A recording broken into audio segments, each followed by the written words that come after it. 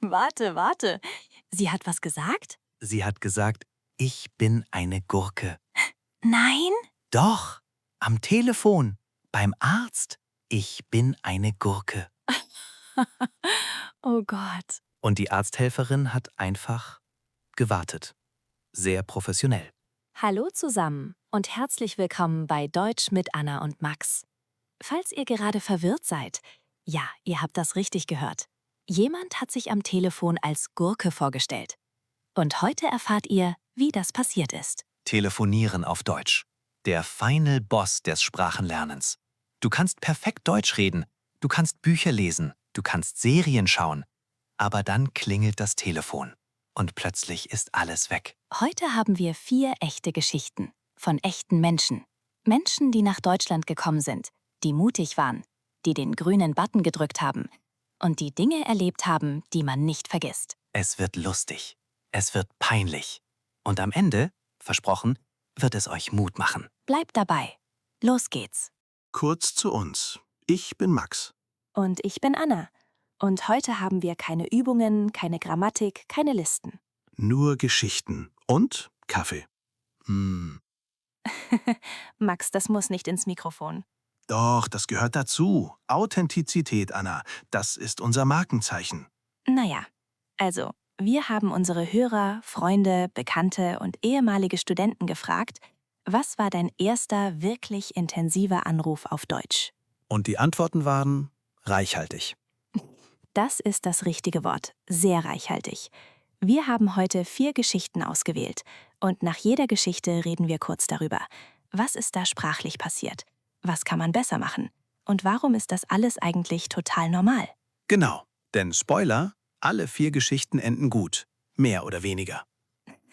Mehr oder weniger, ja. Okay, Geschichte 1. Also, diese Geschichte, das ist die Geschichte mit der Gurke, die ihr am Anfang gehört habt. Sie kommt von meiner Freundin Natascha. Natascha kommt aus Russland. Sie lebt seit 2 Jahren in Hamburg. Ihr Deutsch ist, naja, sie würde sagen, okay. Ich würde sagen, sehr solide. Sie ist wirklich fleißig. Und trotzdem Gurke. Und trotzdem Gurke. Also, Natascha musste beim Hausarzt anrufen. Sie wollte einen Termin machen, ganz normal. Sie hatte Bauchschmerzen seit ein paar Tagen. Okay, Arzt anrufen? Das ist schon ein bisschen stressig. Medizinisches Vokabular, offizielle Situation. Genau. Natascha hat sich also vorbereitet. Sie hat aufgeschrieben, Guten Tag, ich bin Natascha Sorokina, ich möchte einen Termin machen. Ich habe seit 3 Tagen Bauchschmerzen.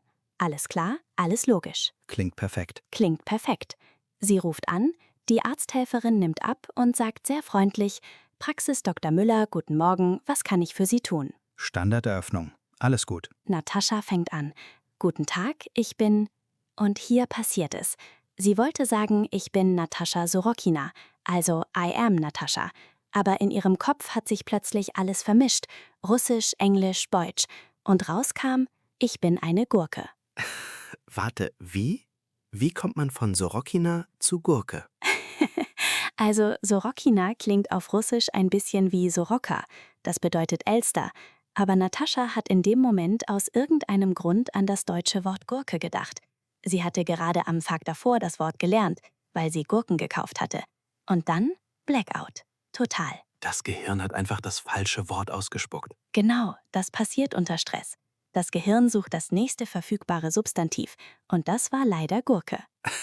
Okay, und die Arzthelferin? Die Arzthelferin, ich liebe diese Frau, die hat eine kurze Pause gemacht und dann sehr ruhig gefragt, Entschuldigung, wie ist Ihr Name bitte? Oh Gott, wie professionell. Natascha hat in dem Moment, sie hat mir das genau so beschrieben, sie hat gedacht, was habe ich gerade gesagt? Sie hat kurz auf ihren Zettel geschaut und dann hat sie sich korrigiert. Oh, Entschuldigung, ich bin Natascha Sorokina. Einfach so weitermachen. Einfach so. Und die Arzthelferin hat einfach weitergemacht, als wäre nichts passiert. Hat den Termin gemacht, hat gesagt, Dienstag um 10, passt das? Und Natascha hat gesagt, ja, perfekt, vielen Dank. Aufgelegt. Und dann hat sie 20 Minuten lang gelacht. Das ist die richtige Reaktion. Sie sagt, das war der Moment, wo sie verstanden hat. Die Leute am Telefon, die wollen dir helfen. Die warten nicht darauf, dass du einen Fehler machst. Die sind professionell, die machen einfach weiter. Krass. Das ist eigentlich die wichtigste Erkenntnis, oder? Okay, was ist da sprachlich passiert? Das ist so interessant aus linguistischer Sicht. Ja, also was Natascha erlebt hat, nennt man auf Englisch Language Interference. Wenn du mehrsprachig bist oder eine neue Sprache lernst, greifen sich die Sprachen manchmal gegenseitig ins Steuer. Besonders unter Stress. Das Gehirn ist überfordert und nimmt das erste Wort, das es findet. Genau, und das Wort war Gurke. Ich fühle das übrigens total. Ich hatte ähnliche Momente. Ich auch. Ich habe mal auf Englisch embarrassed mit embarazada verwechselt. Das bedeutet auf Spanisch schwanger. Ich habe einer Kollegin gesagt, ich sei schwanger, obwohl ich peinlich berührt sein wollte. Oh Gott, das ist noch schlimmer. Viel schlimmer. Also, was lernen wir? Erstens, unter Stress passieren solche Fehler jedem. Das ist Biologie, nicht Inkompetenz. Zweitens, die Person am Telefon ist meistens professionell und hilfsbereit. Sie wartet nicht auf Fehler. Und drittens, und das ist mein Coach-Tipp für heute, schreib deinen Namen auf deinen Spickzettel. Klingt lächerlich, aber wenn der Stress kommt, vergisst man wirklich alles. Sogar den eigenen Namen. Natascha kauft übrigens keine Gurken mehr. Sie sagt, sie braucht die Assoziation nicht. Ich verstehe das vollkommen. Gut, meine erste Geschichte. Sie kommt von Yusuf. Er ist ein Bekannter von mir. Wir haben uns beim Fußball kennengelernt. Er kommt aus der Türkei, lebt seit 3 Jahren in Frankfurt. Und sein Deutsch ist B1, manchmal B2. Er ist wirklich gut. Okay, was ist passiert? Yusuf hatte ein Problem in seiner Wohnung.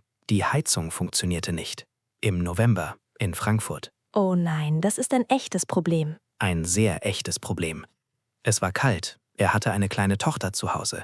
Er musste diesen Anruf machen, ob er wollte oder nicht. Okay, kein Ausweichen möglich. Er hat bei der Hausverwaltung angerufen. Jemand nimmt ab. Ein Mann, der sehr müde klingt. Und Yusuf sagt sehr höflich und klar: Guten Tag, ich habe ein Problem mit meiner Heizung. Sie funktioniert nicht. Können Sie bitte einen Klempner schicken? Perfekter Satz. Perfekter Satz. Aber Yusuf hat das Wort Klempner verwechselt. Er hat Klempner gesagt, aber er meinte Heizungstechniker. Das sind 2 verschiedene Berufe. Ah, ein Klempner macht Wasserrohre, oder? Genau, Wasser, Abflüsse, kein Heizungsexperte. Aber der Mann am Telefon, der war scheinbar nicht sehr aufmerksam, hat einfach gesagt: Ja, ich schicke jemanden. Und aufgelegt. Okay. Am nächsten Tag kommt tatsächlich jemand. Ein Klempner. Er schaut sich die Heizung an. Er schaut Yusuf an. Er sagt: Das ist eine Heizung. Ja, das stimmt. Yusuf: Ja genau, die funktioniert nicht. Der Klempner: Das ist nicht mein Fachgebiet. Ich bin Klempner. Yusuf: Ja, ich weiß, Sie sind Klempner. Der Klempner: Ja, aber Heizung ist nicht Klempner. Das ist so ein absurdes Gespräch. Die beiden haben ungefähr 5 Minuten lang aneinander vorbeigeredet. Dann hat der Klempner, sehr nett übrigens, sein Handy herausgeholt und Yusuf gezeigt: Das ist Klempner, das ist Heizungsbauer. 2 verschiedene Dinge. Oh, wie süß von ihm. Sehr nett. Er hat dann auch gleich die Nummer der richtigen Firma rausgesucht. Yusuf hat angerufen, am gleichen Tag kam der Heizungsbauer und am Abend war es wieder warm. Happy End. Aber über Umwege. Über einen sehr deutschen Umweg.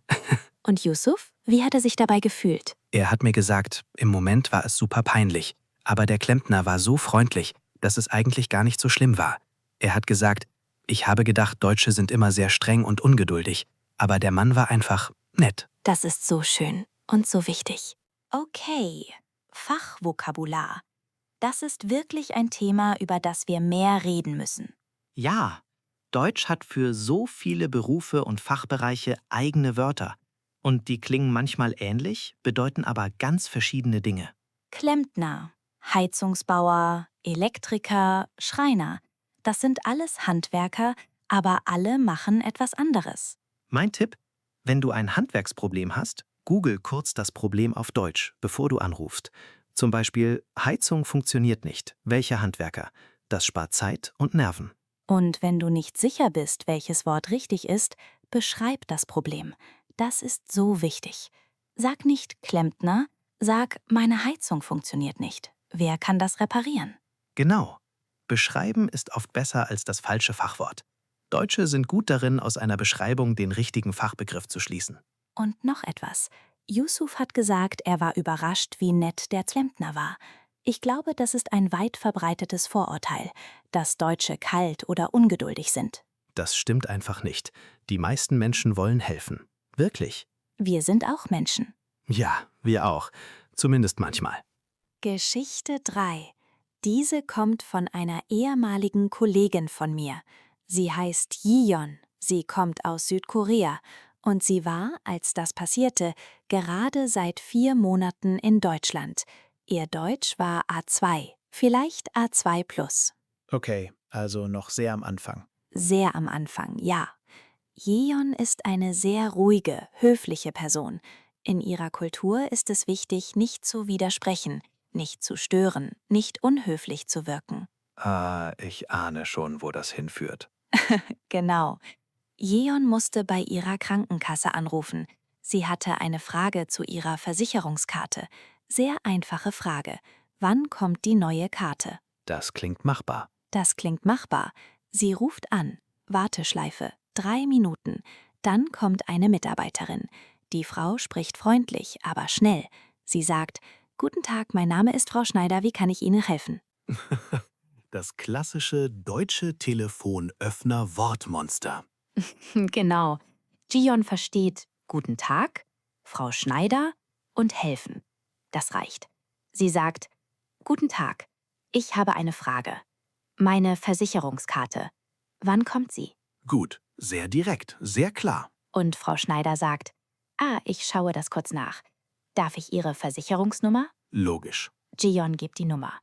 Frau Schneider tippt, tippt, tippt. Dann: Ja, Ihre neue Karte wurde am 14. Oktober versandt. Haben Sie sie nicht erhalten? Und Jiyeon versteht Versand nicht. Jiyeon versteht Versand nicht. Aber sie möchte nicht unhöflich sein. Sie möchte das Gespräch nicht komplizieren. Also sagt sie: Ja. Oh nein.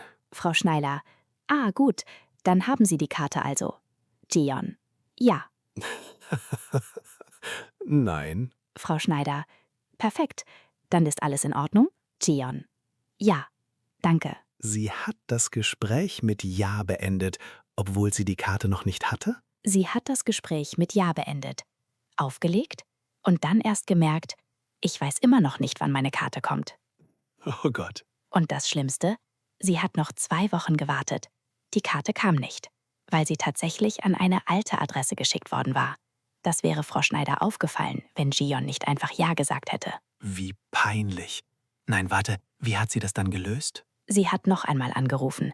Aber dieses Mal hat sie sich einen Satz aufgeschrieben. Entschuldigung, ich habe das Wort nicht verstanden. Können Sie das bitte erklären? Und dieses Mal hat sie den Satz benutzt. 2-mal sogar. Ja. Frau Schneider, zufällig dieselbe Person, war total freundlich, hat alles erklärt, hat gesagt: Ihre Adresse hat sich geändert? Kein Problem, wir schicken eine neue Karte. 10 Tage später, Karte da. Das ist doch gut. Und Jiyeon hat gesagt, das war die wichtigste Lektion. Nicht Ja sagen, wenn man nicht versteht. Lieber einen Moment peinlich sein, als 2 Wochen lang kein Ergebnis haben. Wahnsinn, das ist so weise. Das ist ein Thema, das ich wirklich wichtig finde. Das kulturelle Element beim Telefonieren. Ja, Jiyeons Problem war nicht Grammatik, nicht Vokabular. Es war die Angst, unhöflich zu wirken. Und das kenne ich von vielen Lernenden. Man sagt Ja, weil Nein oder Ich verstehe nicht sich falsch anfühlt. Aber auf Deutsch und ich glaube auch allgemein in der deutschen Kommunikationskultur ist Direktheit okay. Wenn du sagst, ich habe das Wort nicht verstanden, ist das nicht unhöflich. Das ist hilfreich. Genau. Und ich sage meinen Studierenden immer, ich verstehe das nicht ist ein vollständiger, korrekter, wunderschöner Satz. Benutzt ihn. Wunderschön. Er ist wunderschön. Er öffnet Türen. Die Person weiß dann, dass sie etwas erklären muss. Das ist gut für alle. 3 Sätze, die ihr auswendig lernen sollt.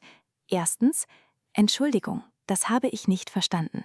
Zweitens: Könnten Sie das bitte wiederholen? Drittens: Was bedeutet das Wort? Die heilige Dreifaltigkeit des Telefongespräches. Ja, genau. Und noch etwas zu Jiyeon. Sie ist heute übrigens bei B2. Sie ruft regelmäßig bei Behörden an. Sie sagt Ja nur noch, wenn sie auch Ja meint. Wachstum. Okay, meine zweite Geschichte. Und diese hat mich wirklich bewegt. Sie kommt von Andrei, einem ehemaligen Studenten von mir. Er kommt aus Rumänien. Er ist Ingenieur, er lebt seit einem Jahr in Berlin.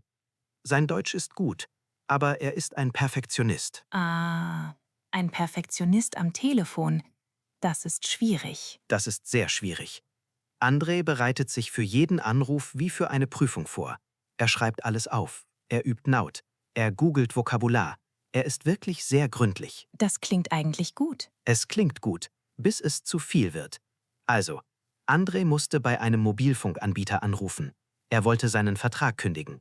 Das klingt einfach, aber wenn man bedenkt, dass deutsche Vertragsthemen ihr eigenes Universum an Vokabular haben, Oh ja, Kündigungsfristen, Vertragslaufzeiten, Mindestvertragsdauer. genau. Andrei hat sich 3 Tage vorbereitet. 3 Tage! Er hatte eine Liste mit allen möglichen Wörtern. Er hatte seinen Kündigungsgrund vorbereitet. Er hatte Gegenfragen geübt. Das ist sehr fleißig. Sehr fleißig. Er ruft an. Nach 8 Minuten Warteschleife. 8 Minuten. Kommt ein Mitarbeiter. Andrei atmet tief durch und sagt seinen vorbereiteten Satz. Guten Tag, ich möchte meinen Vertrag kündigen. Perfekt? Perfekt. Der Mitarbeiter sagt, natürlich. Darf ich Ihre Kundennummer bitte? Okay, Standard. André gibt die Nummer. Der Mitarbeiter sagt, einen Moment bitte. Pause. Tippen.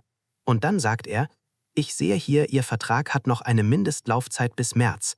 Eine vorzeitige Kündigung ist leider nicht möglich. Oh. André hat sich auf diesen Satz nicht vorbereitet. Er kennt Mindestlaufzeit nicht. Er kennt vorzeitig nicht. Er kennt möglich ja, aber der Rest ist weg. Was hat er gemacht? Er hat, und das ist der André-Moment, er hat schweigend überlegt. 15 Sekunden lang. Der Mitarbeiter wartet. Stille. André denkt. Mindest. Mindest bedeutet Minimum. Laufzeit? Zeit zum Laufen? Nein, das ergibt keinen Sinn. Vertrag. Vertrag läuft. Ah, der Vertrag läuft noch. Er hat es live analysiert. Er hat es live dekodiert, wie ein Puzzle. Und dann, nach 15 Sekunden, sagt er, bis wann genau? Erleichtert. Ja, die richtige Frage. Der Mitarbeiter, bis zum 31. März. André, und danach kann ich kündigen? Mitarbeiter, ja natürlich. Möchten Sie eine Erinnerung buchen? Nein, danke, ich mache das selbst. Vielen Dank. Aufgelegt. Das ist doch gut. Was ist das Problem? Das Gespräch hat 20 Minuten gedauert. 8 Minuten Warteschleife, 12 Minuten Gespräch, wovon 15 Sekunden Stille waren und fast alles andere Wiederholungen, weil André um Zeit gebeten hat. Könnten Sie das bitte wiederholen? 5 Mal. 5 Mal. 5 Mal. Der Mitarbeiter war sehr geduldig. Am Ende des Gesprächs, und das hat André mir genauso erzählt, hat der Mitarbeiter gesagt, auf Wiederhören und weiter so mit dem Deutsch. Oh. André hat mir gesagt, das war der beste Satz, den er seit Monaten gehört hat. Nicht, weil sein Deutsch perfekt war, sondern weil jemand gesehen hat, dass er sich Mühe gibt. Das ist so schön. Ich fühle das so sehr. Und er hat danach aufgehört, sich 3 Tage vorzubereiten. Er bereitet sich jetzt 1 Stunde vor, weil er verstanden hat, perfekte Vorbereitung ersetzt nicht das echte Gespräch. Okay, das ist so ein wichtiger Punkt.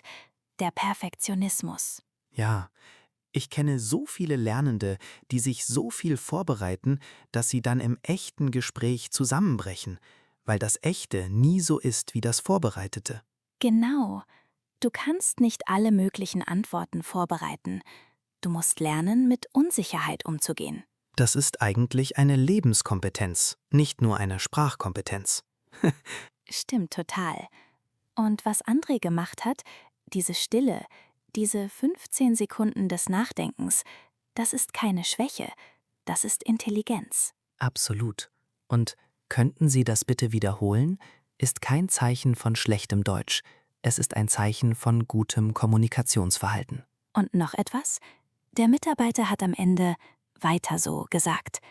Ich glaube, die meisten Menschen erkennen und respektieren Mühe.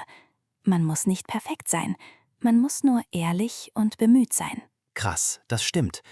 André war nicht perfekt, aber er hat weitergemacht. 5 Mal wiederholen gebeten. Das ist Mut. Das ist Mut, definitiv. Okay, kurze Pause von den Geschichten. Ich möchte kurz erklären, warum Telefonieren objektiv schwieriger ist als andere Kommunikationsformen. Nicht, weil wir schwach sind, sondern wegen Biologie und Linguistik. Ja, lass uns das ansprechen, weil ich das Gefühl habe, viele Lernende denken, ich kann Deutsch sprechen, aber am Telefon bin ich schlecht. Und dann fühlen sie sich schlecht. Aber das ist nicht fair sich selbst gegenüber. Genau. Also, Punkt 1. Kein visueller Kontext. Im echten Gespräch siehst du die Person. Du siehst Gestik, Mimik, Mundbewegungen. Das Gehirn nutzt das alles, um Sprache zu verstehen. Am Telefon weg. Alles weg. Und das bedeutet, du musst 30-40% mehr kognitive Arbeit leisten, um dasselbe zu verstehen. Punkt 2. Kein Kontextreparatur. In einem echten Gespräch, wenn du etwas nicht verstehst, kannst du fragen, was? Kannst du Gestik nutzen? Kannst du Zeit gewinnen? Am Telefon fühlt sich Stille unangenehm an. Der Druck ist höher. Punkt 3. Akustik. Schlechte Verbindungen, Hintergrundgeräusche, Akzente, das macht alles schwieriger. Und Punkt 4. Und das ist mein Lieblingsargument. Selbst Muttersprachler finden Telefonate manchmal stressig. Besonders mit offiziellen Stellen. Ich habe letzte Woche 20 Minuten bei meiner Versicherung gewartet und war dann total unkonzentriert. Du auch. Ich auch. Also, es liegt nicht an deinem Deutsch. Es liegt an der Situation. Das ist wichtig zu wissen. Okay, konkrete Tipps. 5 Dinge, die ihr sofort machen könnt. 1. Spickzettel. Schreib den ersten Satz auf. Deinen Namen, deine Frage, die wichtigsten Zahlen und Daten. Das ist kein Betrug. Das ist Vorbereitung. 2. Sag am Anfang des Gesprächs, ich lerne noch Deutsch. Könnten Sie bitte etwas langsamer sprechen? Das ist kein Zeichen von Schwäche. Das ist kommunikative Intelligenz. Ich nenne es den Superpower-Satz. 3. Lern diese 3 Sätze auswendig. Wirklich auswendig. Könnten Sie das bitte wiederholen? Was bedeutet das Wort? Könnten Sie das bitte buchstabieren? 4. Lächle, bevor du drückst. Klingt albern, aber ein Lächeln verändert deine Stimme. Deine Stimme klingt wärmer, offener, selbstsicherer. Die Person am anderen Ende hört das. Und 5. Das ist mein Coach-Tipp Nummer 1. Nach dem Gespräch, egal wie es gelaufen ist, sag dir selbst, ich habe es gemacht. Nicht, ich war perfekt. Nicht, ich habe alles richtig gesagt. Einfach, ich habe es gemacht. Das zählt. Das zählt am meisten. Okay. 4 Geschichten. Natascha mit der Gurke, Yusuf und der falsche Klempner, Gion, die zu allem Ja gesagt hat, und Andrei, der 5-mal wiederholen gebeten hat. 4 Menschen, 4 Länder, 4 verschiedene Fehler. Und was haben alle 4 gemeinsam? Sie haben den Button gedrückt. Sie haben gesprochen. Sie haben weitergemacht, auch wenn es nicht perfekt war. Fehler sind kein Zeichen von schlechtem Deutsch. Fehler sind ein Zeichen davon, dass du es versuchst, dass du dich in eine Sprache wirfst, die nicht deine Muttersprache ist. Das ist mutig. Das ist wirklich mutig. Ich möchte kurz etwas Persönliches sagen, wenn das okay ist. Natürlich. Als ich nach Deutschland gekommen bin, ich hatte Momente, wo ich gedacht habe, vielleicht bin ich einfach nicht gut genug für diese Sprache. Vielleicht lerne ich nie genug, um mich wirklich zu fühlen wie ich, wie die echte Anna. Das kenne ich auch. Andere Sprache, aber dasselbe Gefühl. Und dann passiert so ein Moment. So ein Anruf. So ein kleiner Erfolg. Die Karte kommt nächste Woche. Der Techniker kommt Donnerstag. Ihr Termin ist am Dienstag um 10. Und plötzlich denkst du, oh, ich bin hier. Ich gehöre hier dazu. Ich kann das. Das ist der Moment. Das ist der Moment. Und dieser Moment kommt für jeden. Aber nur, wenn man den Button drückt. Also, liebe Hörerinnen und Hörer, egal wo ihr gerade seid in eurem Deutschweg, ob A1 oder B2, ob ihr noch nie auf Deutsch telefoniert habt oder ob ihr gerade zurückdenkt an euren schlimmsten Anruf. Ihr macht das gut. Wirklich. Fehler gehören dazu. Sie sind kein Rückschritt. Sie sind Beweis, dass ihr euch bewegt, dass ihr wächst. Natascha kauft immer noch keine Gurken. Aber sie hat letzte Woche beim Finanzamt angerufen. Ganz alleine. Wow. Yusuf kennt jetzt den Unterschied zwischen 12 Handwerkerberufen. Gillion sagt, ich habe das nicht verstanden, inzwischen fließend. Und André kündigt seinen Vertrag im März. Er hat es schon eingekalendert. Natürlich hat er das. Typisch André. Habt ihr auch eine Geschichte? Euer erster Anruf, euer lustigster Moment, euer mutigster Moment auf Deutsch? Schreibt sie uns in die Kommentare. Wir lesen alles. und die beste Geschichte kommt in die nächste Episode. Bis dahin, drückt den Button, lächelt und denkt daran. Auch Natascha hat sich mal als Gurke vorgestellt. Und alles ist gut ausgegangen. Auf Wiederhören. Tschüss, ihr Lieben.